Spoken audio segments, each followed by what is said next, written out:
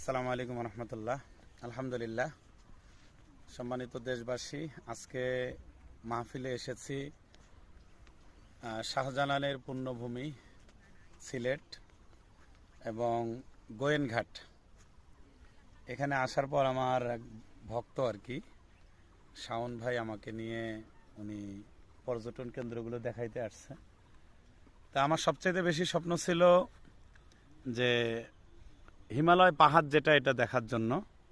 তো মোটামুটি একদম 20 হাত দূর থেকে আমরা দেখতে আসছি।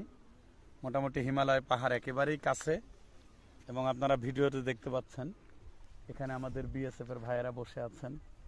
কলকাতা যাওয়ার রাস্তায় যে ব্রিজ এখানে। আলহামদুলিল্লাহ, খুব ভালো লাগলো। শাওন ভাইকে ধন্যবাদ যে আমাকে উনি মাহফিলের আগেই আমাকে দেখানোর জন্য নিয়ে আসছেন।